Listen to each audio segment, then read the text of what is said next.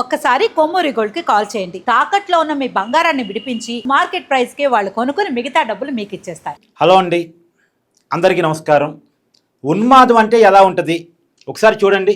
ఇవాళ అన్ని పేపర్లో కూడా బ్యానర్ ఐటమ్, పాకిస్తాన్ వాళ్ళు ఆఫ్ఘనిస్తాన్ రాజధాని కాబూల్ మీద వైమానిక దాడులు జరిపారు. ఎవరి మీద జరపాలి? జనరల్గా అయితే ఆఫ్ఘనిస్తాన్ సైన్యం మీద జరపాలి. ఆఫ్ఘనిస్తాన్ ప్రభుత్వం అయినటువంటి తాలిబాన్ల మీద వైమానిక దాడులు జరపవచ్చేమో, కానీ సామాన్య ప్రజల మీద జరిపారు. ఒక హాస్పిటల్ మీద వైమానిక దాడులు చేశారు. టార్గెటెడ్గా ఒక హాస్పిటల్ని, కాబూల్లో ఉన్నటువంటి డీఅడిక్షన్ సెంటర్ని టార్గెట్ చేసుకొని దాడులు జరిపారు. 400 మంది రోగులు చనిపోయారు. 400 మంది రోగులు చనిపోయారు. ఇంకా మరణాల సంఖ్య పెరిగే అవకాశం ఉంది. అక్కడ మొత్తం హాస్పిటల్లో 2000 బెడ్స్ ఉంటాయంట. డీఅడిక్షన్ సెంటర్ అంటే మద్యానికి, డ్రగ్స్కి, వీటికి బానిస అయినటువంటి వాళ్ళని అక్కడ ఉంచుతాయి. అడిక్షన్ నుంచి విముక్తి చేస్తూ ఉంటారు, వాళ్ళకి వైద్యం చేస్తూ ఉంటారు. చాలామంది మద్యానికి బానిస అయిన వాళ్ళు, మత్తు పదార్థాలకి బానిస అయిన వాళ్ళు ఇక్కడ అడ్మిట్ అయ్యి దాని నుంచి వైద్యం తీసుకొని విముక్తి అయ్యి బయటకు వస్తూ ఉంటారు. అలాంటి సెంటర్ మీద పాకిస్తాన్ జరిపిన దాడిలో దాదాపు 400 మంది చనిపోయారు. మనం చెప్తూ ఉంటాం అది పాకిస్తాన్ అనేది ఒక దేశం కాదు, ఉగ్రవాద శిబిరం, వాళ్ళ ఆలోచనలు కూడా ఉగ్రవాదులకు ఉన్నట్టే ఉంటాయని. ఇప్పటికే మనం బాధపడుతున్నాం. ఇరాన్ వర్సెస్ ఇజ్రాయెల్, అమెరికా వాళ్ళు ఒక స్కూల్ మీద బాంబులు పెడితే 200 మంది పిల్లలు చనిపోయారు. యుద్ధానికి పిల్లలకి ఏంటి సంబంధం అని. ఇప్పుడు పాకిస్తాన్ ఆఫ్ఘనిస్తాన్ యుద్ధంలో కూడా ఇదొక దారుణం. ఇదైతే పాకిస్తాన్ కావాలని హాస్పిటల్ని టార్గెట్ చేసుకొని దాడులు జరపడం. ఏమన్నారు ఇన్ని పాకిస్తాన్ అన్ని? ఇప్పుడు ఇది ట్రంప్ కనపడదుగా. వేరే దేశాల్లో ప్రజల మీద దాడులు జరిగితే అక్కడ ప్రభుత్వాలు ఏమైనా ప్రజలను ఇబ్బంది పెడితే, లేదు ఒకళ్ళు ఇంకొకరి మీద దాడి చేస్తే ఇవన్నీ ట్రంప్ కనపడుతూ ఉంటాయి. కానీ పాకిస్తాన్ చేసే దాష్టికం ట్రంప్ కనపడదు. పాకిస్తాన్లో ఉన్న ఉగ్రవాదం ట్రంప్ కనపడదు. ఇప్పుడు ట్రంప్ ఏమంటాడు? ఇరాన్లో ఉగ్రవాదులు ఉన్నారు, ఇరాన్లో అణ్వాయుధాలు తయారు చేస్తున్నారు, అందుకే ఇరాన్ మీద దాడి చేశామంటారు. సరే, ఓకే, ఇరాన్లో ఉగ్రవాదులు ఉన్నారేమో, అణ్వాయుధాలు తయారు చేస్తున్నారేమో, వాళ్ళ భావాజాలం బాగలేదేమో, వాళ్ళ వల్ల ఇజ్రాయెల్కి ముప్పు ఉందేమో, ఓకే. కానీ అంతకంటే ఎక్కువ ప్రపంచానికి ముప్పు ఉంది పాకిస్తాన్తో కదా.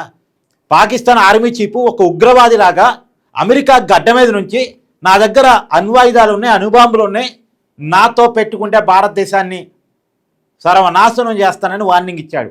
ఎక్కడి నుంచి ఇచ్చాడు ఈ వార్నింగు? పాకిస్తాన్ గడ్డ మీద నుంచి కాదు, అమెరికా గడ్డ మీద నుంచి ఇచ్చాడు. నా దేశంలో అణుబాంబులు ఉన్నాయి, నేను భారతదేశం మీద అవసరమైతే వేస్తాను అని ఒక మాట అనగానే ఏం చేయాలి? పట్టపోయి అమెరికా జైల్లో పడేయాలి, పట్టపోయి అమెరికా జైల్లో వేయాలి. ఎందుకంటే అణ్వాయుధాలు తయారు చేస్తున్నాడని ఇరాన్ మీద ఇంత యుద్ధం చేస్తున్నటువంటి అమెరికా, ఏకంగా అమెరికా దేశంలో నుంచే మా దేశంలో అణ్వాయుధాలు ఉన్నాయని ప్రకటన చేసినటువంటి పాకిస్తాన్ ఆర్మీ చీఫ్ మునీర్ని ఎందుకు వదిలేశారు? ఏదేమైనా పాకిస్తాన్ ఇలా ప్రపంచానికి ఒక ముప్పుగా మారిపోయినమాట మనం చూస్తూ ఉన్నాం. ఇలా భారతదేశం చెప్పిందే జరుగుతూ ఉంది. ఒక ఉన్మాది ఒక దేశాన్ని నడిపిస్తున్నాడు. ఆ దేశం పేరు పాకిస్తాను. ఆ ఉన్మాది జరిపినటువంటి దాడుల్లో దాదాపు 400 మంది పేషెంట్లు చనిపోయారు. యుద్ధానికంటే ఒక నీతి ఉంటుందండి, యుద్ధానికంటే ఒక నీతి ఉంటుంది. ఆర్మీ కలబడాలి, పాలకులు కలబడాలి. అంతేగాని ప్రజల మీద, సామాన్యుల మీద ఏంటి యుద్ధం? నీతి తప్పుతుంది. అంటే ఉన్మాదుల చేతుల్లోకి యుద్ధం వెళితే, అహంభావం ఉన్న వాళ్ళ చేతుల్లోకి యుద్ధం వెళితే ఇలానే ఉంటుంది, సామాన్యులు చనిపోయే పరిస్థితికి వస్తుంది. దీని మీద మీ అభిప్రాయాన్ని కూడా కామెంట్ చేసే ప్రయత్నం చేయండి. ఈ పాకిస్తాన్ ఉన్మాదాన్ని ఏం చేయాలి? నిజానికి ఏంటంటే పాకిస్తాన్ ఎందుకు ఆఫ్ఘనిస్తాన్ మీద దాడి చేస్తుంది అనుకున్నారు మీరు? పాకిస్తాన్లో బెలుచిస్తాన్ అనేటువంటి ఒక ప్రాంతం, మేము పాకిస్తాన్లో ఉండలేము, మాకు పాకిస్తాన్ నుంచి విముక్తి కావాలి, మమ్మల్ని పాకిస్తాన్ మా వనరులు వాడుకుంటేనే మమ్మల్ని సెకండ్ గ్రేడ్ పౌరులుగా చూస్తుంది అని వాళ్ళు పాకిస్తాన్ ప్రభుత్వానికి వ్యతిరేకంగా పోరాటం చేస్తూ ఉంటే, ఆ పోరాటం వెనకాల ఆఫ్ఘనిస్తాన్ ఉంది, తాలిబాన్లు ఉన్నారు అనేటువంటి అనుమానంతో పాకిస్తాన్ ఆఫ్ఘనిస్తాన్ మీద దాడి చేస్తుంది. అంటే ఇది నిజానికి పాకిస్తాన్లో ఉన్న ఒక ఇంటర్నల్ తిరుగుబాటును సర్దుబాటు చేయలేక దాని అవతల వాళ్ళ మీదకి నిందలు మోపుతూ వాళ్ళ మీద చేస్తున్న దాడి.